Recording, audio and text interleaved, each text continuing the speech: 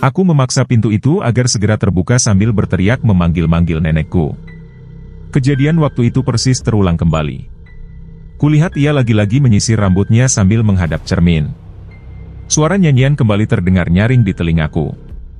Aku tak tahu dia menyanyi apa, tapi suaranya berhasil membuatku merinding.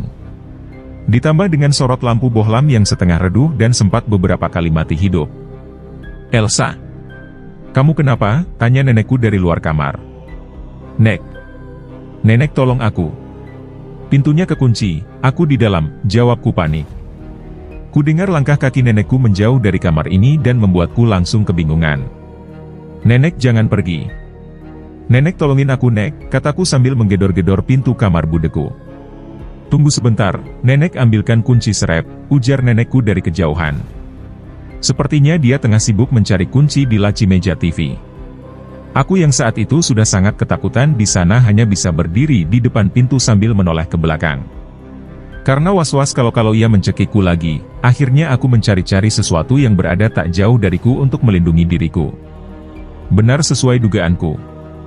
Dia menengok ke arahku sebelum aku sempat meraih gagang sapu lidi yang berada di atas nakas. Sepertinya dia tahu rencanaku kali ini bahwa aku akan mencelakakan dia kalau sampai dia berani mendekat sejengkal saja dariku. Ia membulatkan kedua bola matanya dan menatapku seperti musuh.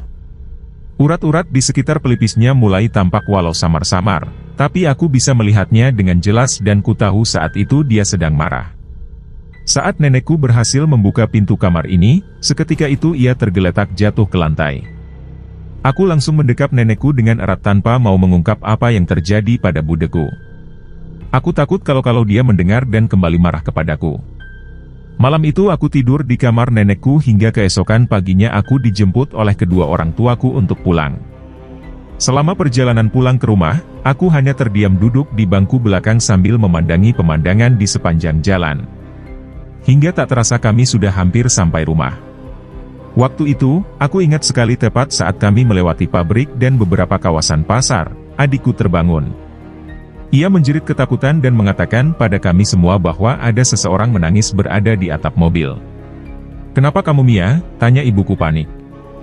Ya jelas ia panik, karena tiba-tiba saja Mia terbangun lalu menangis sekencang-kencangnya. Ibu dengar gak ada orang nangis?" tanya adikku dengan mata yang cukup merah khas orang habis bangun tidur. Mendengar hal itu, aku langsung lompat ke kursi tengah mendekat ke tempat adikku duduk. Aku membuka telinga lebar-lebar tapi aku tidak bisa mendengar apapun. "Astagfirullahaladzim," ujar ibuku lalu membaca-baca doa kuat-kuat. Ayahku yang berada di sebelahnya juga ikutan membaca doa sambil sesekali memegang tengkuknya yang mulai terbawa suasana ngeri. "Bacaan juga kamu, Mia," lanjut ibuku mengingatkan. Adikku justru kembali menjerit saat ibuku berhenti doa sebentar. Ia menunjuk-nunjuk kaca depan mobil sambil memegang erat ibuku yang berada di kursi depan. Aku juga langsung memeluk adikku sambil tangan satunya memeluk ibuku yang saat itu sibuk membacakan doa agar kami semua tenang. "Ayah tenang. Fokus aja bawa mobilnya. Tetap baca doa," kata ibuku menenangkan ayahku yang saat itu justru membentak adikku karena membuatnya hilang fokus. "Kita bacaan ya anak. Ayo semua bacaan bismillah." Aku dan adikku mengikuti bacaan yang dipimpin ibuku. Kami satu keluarga saat itu membaca kuat-kuat hingga tak terasa akhirnya adzan maghrib berkumandang saat kami tepat melewati Lebung. Wilayah kami memang masih banyak hutan, pepohonan dan lebung. Ditambah dengan bangunan-bangunan tua seperti pabrik, sekolah, perkantoran, pasar, kuburan serta tempat penampung bekas-bekas mobil dan traktor akibat kecelakaan membuat daerah kami masih sangat kuat dengan hal-hal mistis. Sudah banyak macam kecelakaan yang terjadi secara mendadak dan misterius karena rumor masyarakat yang sangat dipercaya di sini bahwa di daerah pabrik besar seperti ini setiap tahunnya selalu saja ada tumbal yang terenggut dan kebanyakan mereka semua meninggal secara tidak wajar.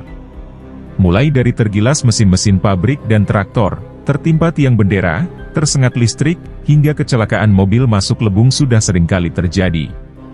Balik lagi ke cerita, kala itu kami akhirnya selamat dan tiba sampai rumah. Setelah sampai di rumah dan kami sudah berganti pakaian, sudah membasuh diri dan makan, kala itu kami berkumpul di ruang TV, kami duduk berdekatan. Adikku masih melamun dan sepertinya dia syok berat. Kulihat tatapannya kosong hingga akhirnya ibuku menyadarkan adikku agar tidak melamun. "Yah, besok kita bawa Mia ke Pak Yamin aja gimana?" ujar ibuku pada ayahku. "Kenapa memangnya?" tanya ayahku tak paham. "Mia ini kayaknya punya indera keenam ya. Kita tutup ajalah mata batinnya. Minta tolong sama Pak Yamin." "Ya udah besok ke sana." Adikku saat itu hanya menatap layar TV dengan wajah tak bersemangat. Sementara aku yang berada di sebelahnya bukannya menyimak TV malah penasaran dengan pembicaraan kedua orang tuaku. "Pak Yamin siapa Bu?" tanyaku penasaran. "Orang pinter di sini." "Orang pinter?"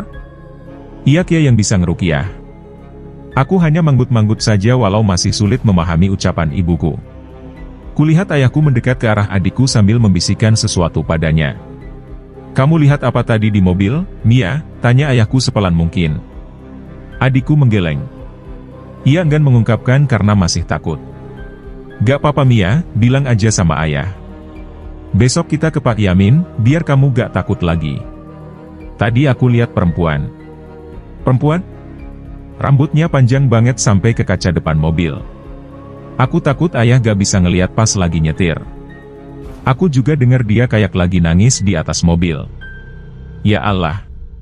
Tuh kan ya, dari tempat Bude Mia emang udah bisa lihat kayak gituan," kata ibuku. "Terus kamu lihat mukanya?" "Enggak, mukanya ketutupan rambut semua. Tapi tadi dia bau banget sampai aku kebangun Bu." Tiba-tiba saja, adikku langsung menutup kedua matanya lalu kembali menjerit histeris. "Ibu! Ibu! Dia ada di sini. Dia dengar aku ngomongin dia. Usir dia Bu." Berkat ucapan adikku barusan, kami sekeluarga jadi ikutan panik sekaligus takut. Aku kembali berpikir apa jangan-jangan makhluk itu mengikuti kami sampai sini? Dari kejadian mengerikan yang terjadi semalam, keesokan paginya ayahku membawa adikku ke Pak Yamin yang terkenal masyarakat dan sering dijuluki orang pintar di daerah kami. Dari situ, beliau mengatakan bahwa memang benar adikku Mia memiliki kelebihan yang jarang dimiliki orang banyak. Indra keenamnya mampu membuatnya bisa melihat makhluk tak kasat mata. Dan berhubung adikku saat itu masih terlalu kecil dan jiwanya masih rentan, makanya Pak Yamin pun menutup mata batinnya. Semenjak ditutup mata batinnya, adikku tidak lagi melihat yang aneh-aneh hingga beberapa tahun lamanya. Kami semua bisa menjalani hari-hari seperti biasanya. Setiap liburan, kami juga selalu sempatkan untuk berkunjung ke rumah nenek. Karena kejadian yang menimpaku kala itu, aku menjadi sangat-sangat trauma jika harus tinggal lama di rumah itu.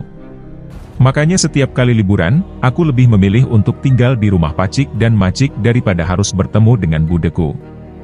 Dan alhamdulillah, aku tidak lagi mengalami kejadian aneh lagi dan kuharap cukup kejadian itu saja untuk yang terakhir kali bagiku. Kabar tentang budeku yang sering kumat-kumatan masih sering terdengar hingga saat ini. Tak jarang, kami sering mendapat telepon dari saudara bahwa budeku bolak-balik masuk rumah sakit. Sejumlah biaya besar sudah ia keluarkan untuk biaya pengobatan. Namun, penyakitnya tak kunjung sembuh. Semua dokter yang diakui pun sudah ia datangi, namun mereka tak bisa menjelaskan apa penyakit yang dideritanya dalam dunia medis. Setelah menjalani beragam tes dan pengobatan, mereka semua mengatakan bahwa ia normal secara psikis dan tidak mengidap penyakit di tubuhnya. Beberapa tahun aku hidup normal menjalani masa-masa mudaku hingga saat itu aku berada di kelas 4 SD. Berita tentang budeku kini seolah menjadi hal biasa yang sering kudengar. Aku sudah tidak kaget lagi saat mendengarnya jatuh tak sadarkan diri lalu melukai dirinya sendiri. Mulai dari terkena setrika panas, pisau hingga kecelakaan lainnya benar-benar sudah tak terhitung lagi. Aku juga sudah mulai bisa melupakan kejadian itu dan begitu halnya dengan adikku yang sudah tak ingat bahwa dahulu pernah sempat melihat makhluk halus. Hingga pada satu hari, kejadian aneh mulai berdatangan lagi ke hidup adikku. Kala itu, ayahku diundang ke acara makan malam bersama teman-teman sekantornya di sebuah pendopo yang letaknya berdekatan dengan lapangan tenis. Lokasinya hanya 4 km dari rumah kami. Untuk sampai di sana, kami harus melewati beberapa perumahan lalu pepohonan lebat, jalan setapak yang di kanan kirinya sungai, serta beberapa bangunan TK, SD dan SMP. Jika hujan, jalan tanah di sepanjang perjalanan menuju lokasi akan menjadi sangat becek dan berisiko besar akan tergelincir dan berbahaya saat melewati jalan setapak yang bisa terperosok ke dalam sungai jika tidak hati-hati. Acara akan dimulai pukul 7 malam. Setelah menunaikan sholat maghrib, kami sekeluarga segera berangkat ke lokasi dengan naik motor. Adikku duduk di jok depan sementara aku duduk di tengah-tengah ayah dan ibuku. Aku akui memang penempatan dan perancangan bangunan di daerahku benar-benar salah besar. Masalahnya adalah kenapa bangunan sekolah, pusat-pusat perbelanjaan seperti pasar, perkantoran, klinik kesehatan dan masjid diletakkan jauh dari rumah penduduk. Semuanya dibangun di ujung-ujung dekat hutan dan lebung. Ditambah dengan lampu jalan yang kurang memadai serta medan terjang yang susah karena daerah perkebunan seperti kami semuanya masih jalan tanah. Sebelum berangkat ke lokasi, ibuku mengingatkan kepada kami semua untuk berdoa dahulu. Awal-awal perjalanan kami masih baik-baik saja. Selama perjalanan aku hanya menengok ke kanan. Namun setelah kami mulai memasuki pos satpam yang saat itu tidak ada yang berjaga, mulailah kami melewati jalan yang di kanan kiri jalan penuh dengan pepohonan tinggi-tinggi dan berdaun lebat. Hatiku mulai merasa cemas karena di sepanjang jalan itu kami sudah jauh dari rumah warga. Dan jika terjadi apa-apa, akan sulit untuk meminta tolong pada mereka. "Sa, Mia, kamu merem aja," satu pesan yang paling kuingat kata ayahku malam itu. "Kenapa ya?" "Banyak binatang entar masuk mata," alibi ayahku. Tapi aku saat itu tidak langsung menutup mataku. Kulihat kami mulai memasuki bangunan-bangunan sekolah. Penerangan kala itu terbilang sedikit. Hanya beberapa lampu jalan yang nyala, sementara kulihat semua bangunan sekolah itu di dalamnya gelap gulita tanpa ada penerangan sedikit pun. Kami hanya bermodalkan lampu motor yang sedikit redup dan lampu jalan seadanya. Ketika kami tiba di depan pohon bambu yang berada di dekat SMP, adikku menjerit lagi. Ayahku langsung membawa motor dengan ngebut untuk bisa cepat sampai di lokasi. Namun ketika kami melewati bangunan TK, aku benar-benar kaget bukan main melihat semua permainan itu bergerak kencang sekali dan bunyi besi-besi permainan terdengar kuat di telingaku. Bahkan ibuku yang saat itu tahu bahwa aku melihat itu, langsung menutup kedua mataku. "Ibu, kenapa ayunannya gerak sendiri?" tanyaku penasaran. Sementara adikku malah justru semakin menangis karena melihat sesuatu di sana. "Ketiup angin itu," jawab ibuku. "Ibu, di sana rame." "Kenapa semuanya gak punya kepala?" ucap adikku yang masih nangis sesenggukan. Aku langsung mengencangkan tanganku yang saat itu melingkar di pinggang ayahku karena mendengar ucapan adikku. Setibanya di lokasi, semua orang kebingungan melihat adikku menangis. Ayahku menjelaskan pelan-pelan kepada mereka sementara ibuku menenangkan adikku di pendopo. Aku mengikuti ayahku pergi menemui teman-temannya yang tengah berkumpul di lapangan tenis. Ada yang bermain tenis, ada yang menonton dan ada pula yang mengobrol sambil merokok. "Oi men, kenapa kau jarang main tenis lagi?" tanya salah seorang teman ayahku. "Ia udah gak kuat lagi badannya." "Itu kenapa anakmu, men?" tanya teman ayahku karena beberapa orang tengah berkumpul di dekat adikku. "Itu tadi dia ngelihat aneh-aneh di sana." "Mia bisa lihat macam hantu gitu, men?" "Bisa. Waktu itu udah pernah dibawa ke Pak Yamin, udah ditutup mata batinnya. Tapi kenapa sekarang malah bisa lihat lagi?" jelas ayahku. Beberapa saat kemudian, ibuku melambai-lambaikan tangan ke arah ayahku. Ia menyuruhnya agar segera menemuinya. Reaksi itu juga mengundang perhatian teman-teman ayahku di sekitar situ untuk segera mendekat ke pendopo. "Yah, sini dulu," ujar ibuku dari kejauhan. "Kenapa, Bu?" "Mia kita bawa pulang ke rumah aja." "Kenapa?" "Dia makin melihat yang aneh-aneh ya di sini," jelas ibuku. Kulihat adikku sudah menangis dan tidak bisa berhenti walau semua orang sudah berupaya menenangkannya.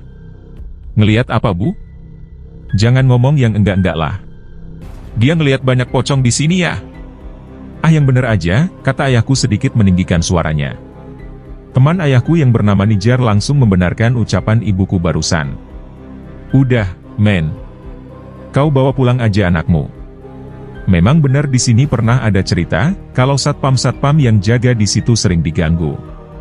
Mendengarkan pembicaraan mereka semakin membuatku merinding. Aku langsung menarik tangan ayahku dan memintanya untuk segera pulang. Kejadian semalam di pendopo itu membuat ayahku kembali menemui Pak Yamin di rumahnya untuk menutup kembali mata batin adikku yang kembali terbuka. Awalnya ayahku menolak jika aku ikut. Namun karena aku memaksa, ayahku akhirnya membolehkanku untuk ikut pergi ke sana. Assalamualaikum. Assalamualaikum, ucap ayahku mengetuk pintu rumah itu. Hingga beberapa saat kemudian seorang pria berbaju putih panjang membukakan pintu.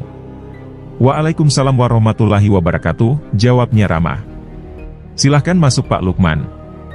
Kami disambut hangat lalu disuguhkan beberapa hidangan hangat sore itu. Lalu ayahku pelan-pelan membuka percakapan tentang maksud kedatangannya kembali ke rumah Pak Yamin. Jadi begini Pak. Saya pingin minta tolong. Semalam Mia bisa ngelihat makhluk itu lagi Pak. Bagaimana ya Pak? Apa bisa mata batinnya ditutup permanen saja? Ujar ayahku.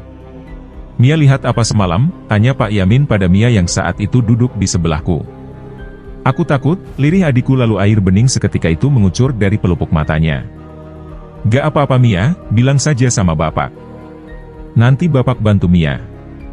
Aku ngelihat perempuan di atas pohon, aku juga ngelihat di TK rame banyak yang main perosotan sama ayunan, aku juga ngelihat gerombolan pocong datangin aku di pendopo blok C. Kamu jangan takut, Mia. Mata batin kamu bisa terbuka sewaktu-waktu karena mereka mau ngajak interaksi sama kamu. Tapi aku takut Pak. Aku gak mau ngelihat mereka lagi. Aku takut. Apalagi yang di TK itu. Mereka semua pada gak punya kepala dan ada juga yang terbang. Jelas adikku. Gimana kalau mata batinnya dibuang saja Pak? Saya takut Mia jadi tambah penakut Pak. Ujar ayahku. HHM. Jadi begini Pak Lukman, yang namanya mata batin itu pemberian dari Allah.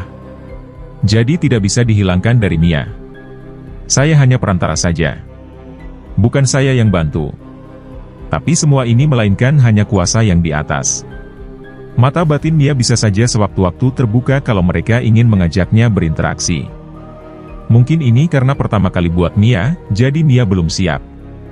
Saya juga dulu begitu, awal-awal ngerasa shock dan takut, tapi lama-lama saya jadi terbiasa dan terlatih untuk tidak takut lagi.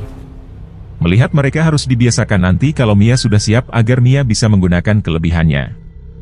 Ini hal yang bagus kok, jadi jangan takut. Ini kelebihan kamu Mia. Gak semua orang bisa punya kelebihan seperti kamu. Jelas Pak Yamin pelan-pelan. Mia menjadi sedikit tenang setelah mendengarkan nasihat Pak Yamin. Jadi sekarang keputusan ada di Mia. Mia mau ditutup saja mata batinnya atau dibiarkan terbuka biar Mia bisa terbiasa? Ditutup aja. Ya sudah, kalau begitu Bapak tutup ya. Kulihat Pak Yamin membacakan beberapa surah Al-Quran lalu meniupkan ke arah matanya lalu menutup matanya. Hingga membuat Mia tak sadarkan diri dalam beberapa saat. Setelah sadar, kami pun kembali pulang ke rumah. Hari demi hari silih berganti. Rutinitas yang sering aku lakukan yaitu sekolah, les lalu dilanjut mengaji pada sore harinya. Berbeda halnya dengan Mia, ia belum mengikuti les sepertiku. Jadi sepulang sekolah, ia masih bisa bersantai di rumah lalu sore harinya baru berangkat ke masjid. Tetapi yang sering terjadi belakangan ini, Mia selalu berangkat ke masjid lebih cepat dari biasanya. Baru saja jam 2, kulihat adikku sudah terburu-buru ingin berangkat ke masjid. Biasanya ia berangkat tepat saat adzan asyar, namun tingkahnya kali ini membuat kami sekeluarga penasaran. Mia, habisin dulu makanmu. Masih siang ini, ngapain ke masjid cepet-cepet? Tanya ibuku setengah berteriak dari kejauhan. Namun Mia sudah pergi menjauh dengan membawa ranselnya dan sudah berpakaian busana muslim. Bu, aku udah habis makanku. Aku mau berangkat les dulu. Kataku lalu salim pada ibuku. Aku menengok ke arah adikku yang saat itu kami berjalan ke arah yang berlawanan. Kulihat dari kejauhan, adikku tampak seperti sedang berbicara sendiri layaknya sedang ngomong sama orang lain di depannya. Tapi aku tidak bisa melihat siapapun di sana. Melihat tingkah adikku, aku jadi bergidik ngeri. Langsung saja aku nyalakan motorku, aku segera pergi menuju tempat les karena sudah terlambat. 1 jam berlalu, tak terasa pertemuan les matematika bersama Pak Tugino sudah selesai. Aku bersama teman-temanku yang lain langsung bergegas menuju masjid untuk mengaji. Waktu luang masih banyak karena biasanya guru mengaji datang jam 3:30. Jadi aku bersama teman-temanku muter-muter keliling komplek dulu lalu mampir membeli capcin. Saat di jalan, tak sengaja aku melihat sosok anak kecil tengah berada di depan lebung depan koperasi. Di dalam lebung itu, ada bangkai kapal yang sudah tak terurus lagi dan dibiarkan begitu saja. Anak kecil itu seperti tak asing bagiku. Baju kotak-kotak biru mengingatkan pada adikku yang tadi berangkat mengaji pakai baju seperti itu. Karena penasaran, aku pun menepikan motor ke tepi jalan dekat situ lalu disusul teman-temanku yang ikut berhenti. Kenapa berhenti di sini? Aku hanya terdiam memperhatikan adikku yang saat itu berdiri di bibir lebung. "Mia!" panggilku dari kejauhan. "Lah itu kan adek Musa. Ngapain dia di situ?" tanya Monica di sebelahku. Kami semua langsung turun dari motor lalu berlarian menghampiri adikku. Kulihat adikku saat itu sudah hampir melangkahkan kakinya masuk ke dalam lebung. Aku berteriak panik lalu mempercepat langkah kakiku untuk sampai di sana. Sementara dia hanya berbicara seorang diri di sana tanpa menengok ke arahku padahal aku sudah memanggil-manggilnya sejak tadi. Aku segera menarik tangannya sesaat sebelum ia terjatuh lalu menyeretnya pergi menjauh dari situ. Kemudian kuantarkan ke masjid untuk mengaji. Sepanjang perjalanan, aku penasaran dengan adikku tadi. Apa yang dia lakukan sendirian di situ? Untung saja, aku lewat dekat situ. Jika tidak atau jika aku telat sedetik saja, bisa celaka adikku. Malam harinya, kuceritakan semua kepada ayah dan ibuku di rumah tentang kejadian aneh yang terjadi pada adikku. Awalnya mereka tidak percaya namun karena ku sebut-sebut nama temanku yang merupakan saksi dari kejadian itu sekaligus ia tinggal di depan rumahku, baru mereka percaya. "Ngapain kamu, Mia? Ngawur kamu main-main di situ nanti kecemplung bahaya," ujar ibuku dengan nada tegas. "Besok-besok kamu ayah anterin aja kalau mau kemana-mana. Awas kamu kalau sampai ketahuan keluyuran main-main deket situ," tambah ayahku menambah suasana jadi panas. "Ngapa lo emangnya?" "Aku main sama temenku kok," balas adikku membela dirinya.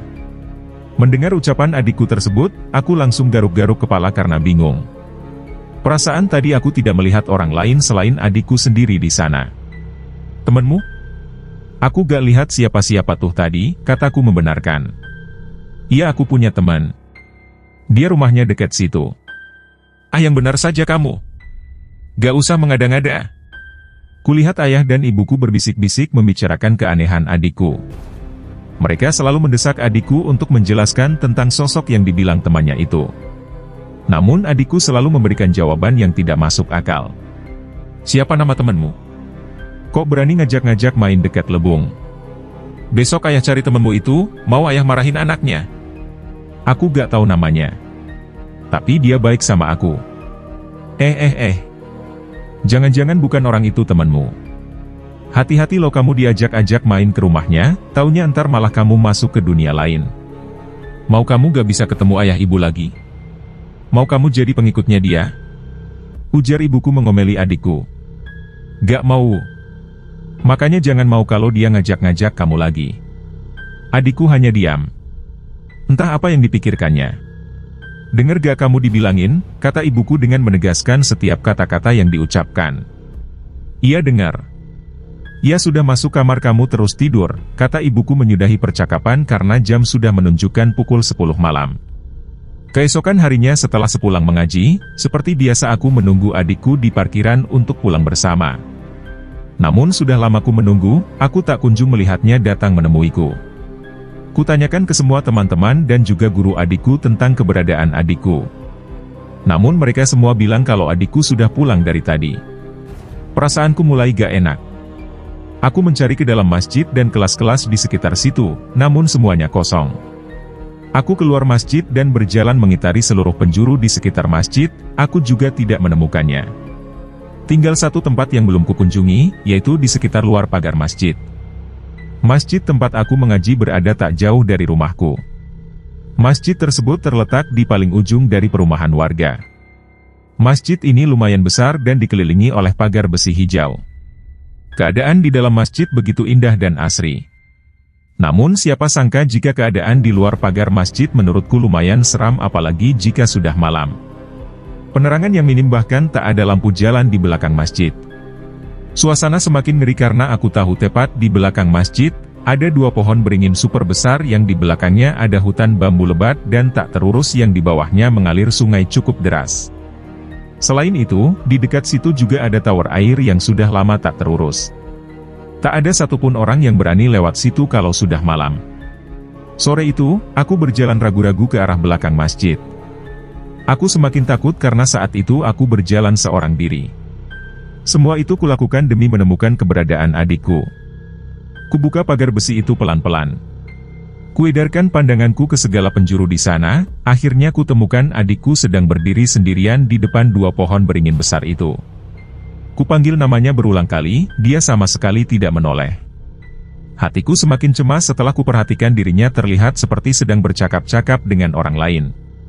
Padahal di sana tidak ada orang dan hanya dirinya saja yang berada di sana. Aku bergegas menghampirinya karena kurasa hari semakin gelap dan khawatir jika hal yang tak diinginkan akan terjadi di tempat ini. "Mia," panggilku dari kejauhan. Karena panik, aku segera menuruni anak tangga lalu berlarian menuju adikku sambil berteriak memanggil-manggil adikku yang sama sekali tidak mendengarkanku. "Mia, ayo pulang," ujarku menahan takut. Aura di sini benar-benar gak enak. Angin berhembus sangat kencang. Dedaunan lebat turut bergoyang-goyang. Sesekali terdengar suara daun yang bergesekan dari deretan hutan bambu. Jalanan di sana kala itu amat sepi. Tak ada motor lewat ataupun orang selain aku dan adikku. Jalanan di belakang masjid ini lumayan jauh dari rumah penduduk. Kami harus melewati jalan setapak di seberang sana yang di kanan kirinya hutan bambu, barulah bisa sampai ke rumah-rumah warga walaupun cuma beberapa. Begitu sampai di hadapan 2 pohon beringin super besar itu, aku segera menarik adikku. Namun adikku menepis tanganku. Aku semakin takut dan entah kenapa saat itu tatapanku tak terlepas dari pohon beringin itu. Batangnya merah kecoklatan serta akarnya panjang menggantung di atas. Tampaknya 2 pohon beringin ini sudah berusia ratusan tahun. Pernah sempat beredar rumor masyarakat bahwa setiap orang yang menebang pohon ini selalu saja sakit. Oleh karena itu pohon-pohon di sini dibiarkan begitu saja karena ada penunggunya. "Dia, ayo pulang. Udah mau maghrib ini." "Ngapain kamu di sini?" ucapku marah-marah. "Mbak, jangan marah-marah," ucap adikku lalu melirik sekilas. "Ya kenapa memangnya? Kamu ngeselin kok. Dicariin malah ngilang. Dibilangin jangan marah-marah di sini." "Kamu ganggu mereka," ujar adikku tanpa merasa takut sama sekali.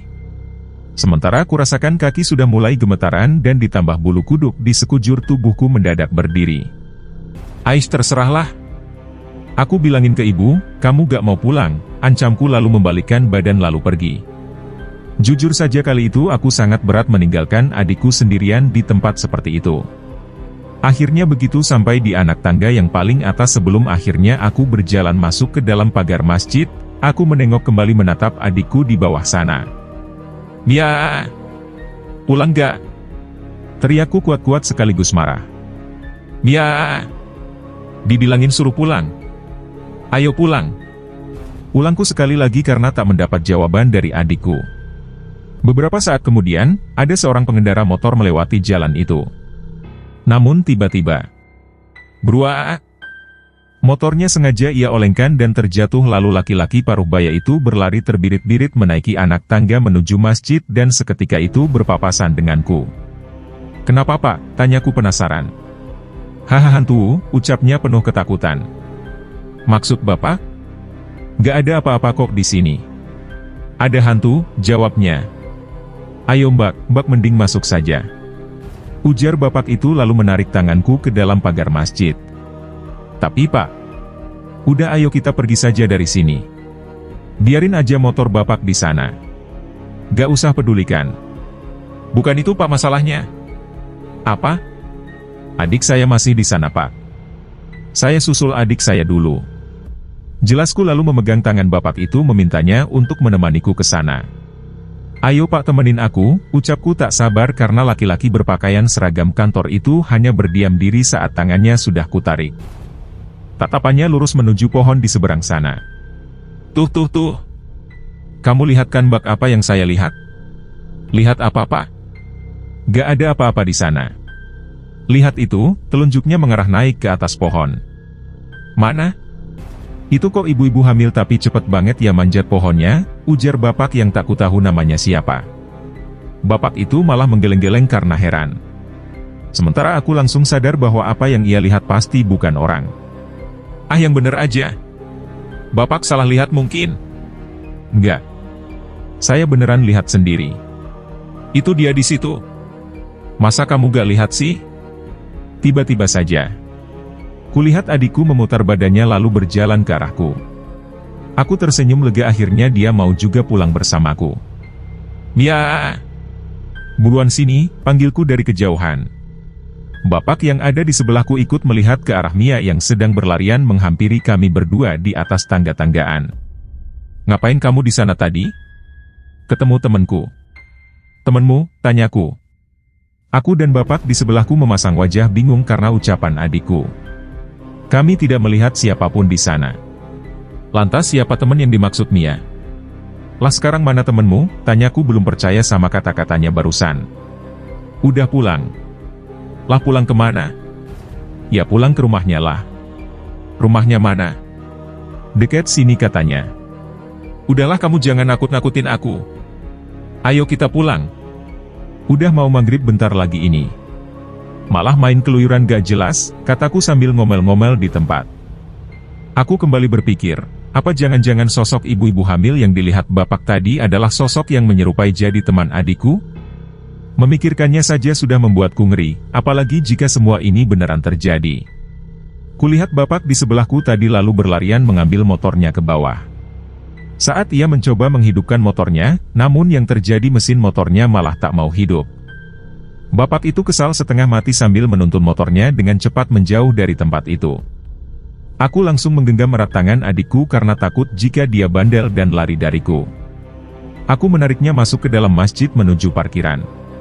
Tiba-tiba adikku nyeletuk dan berbicara padaku. Mbak. Ngapa? Balasku tanpa menengok ke arah adikku yang berada di belakangku. Aku fokus melihat ke depan dan semakin mempercepat langkahku untuk segera sampai di parkiran. Sebenarnya tadi aku lihat bapak itu diganggu, makanya motornya gak hidup-hidup. Udah gak usah ngomong yang aneh-aneh kamu, balasku ketus karena jujur semakin aku mendengarnya semakin aku takut. Saat aku sampai di depan motor, aku langsung naik ke jok depan lalu disusul adikku naik di jok belakang. Bapak itu tadi dihalangin pocong tahu mbak. Sampai sekarang aku lihat, dia masih digangguin. Udah. Bisa diam gak sih? Aku mau bawa motor ini. Ntar kalau kenapa-kenapa bahaya. Bentakku karena rasa takut mulai merasuk ke diriku begitu mendengar kata-kata pocong di ucapan adikku tadi. Malamnya, aku melamun sambil mengaduk-ngaduk sendok di makan malamku. Masih terbesit beragam pertanyaan di kepalaku. Sejak kapan mata batin adikku terbuka lagi? Lantas kenapa dia bisa melihat bahwa bapak tadi masih diganggu padahal kami sudah berpisah jauh dari bapak itu, kami di parkiran dalam masjid sementara bapak itu sudah entah di mana. Apa mungkin adikku benar-benar bisa melihat sesuatu hal gaib seperti itu dari jarak jauh? Tiba-tiba lamunanku buyar ketika ayahku menyikut lenganku. Hei ngelamun aja kamu sa. Dimakan nasinya entar dingin, kata ayahku yang langsung duduk di sebelahku. Mau denger gak cerita teman ayah, kata ayahku lalu mencuri perhatian kami semua. Tadi di kantor, rame cerita teman ayah diganggu di belakang masjid.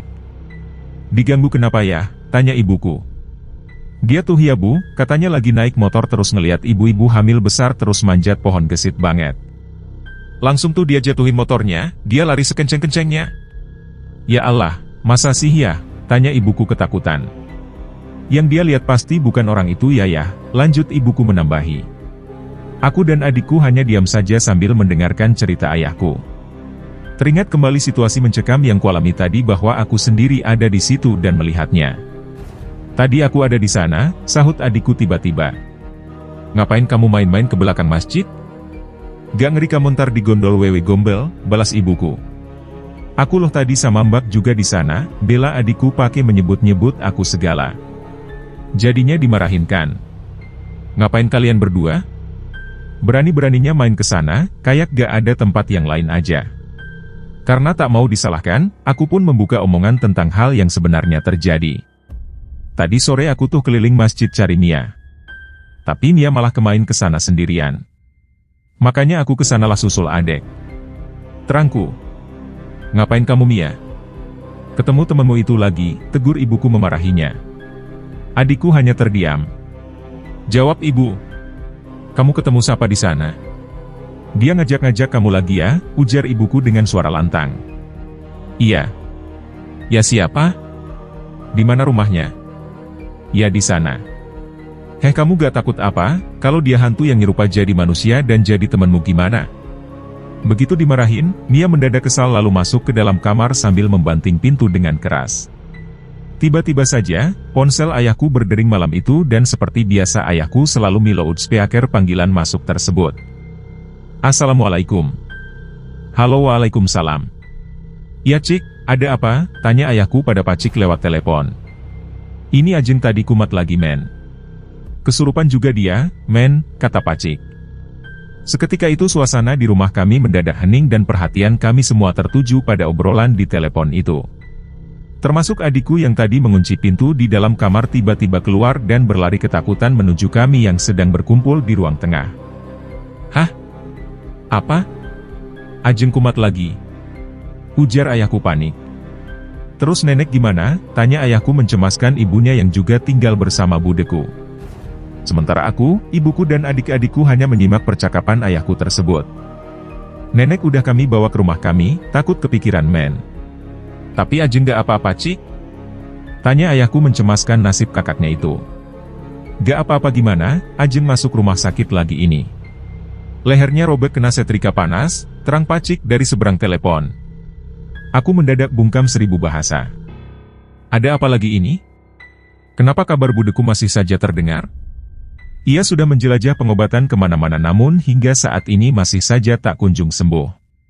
Sebenarnya ada apa dengannya? Ada apa dengan suasana mencekam di rumah itu? Apa jangan-jangan rumah itu beneran berhantu? Entahlah aku bingung sendiri jadinya kalau lama-lama memikirkan hal itu.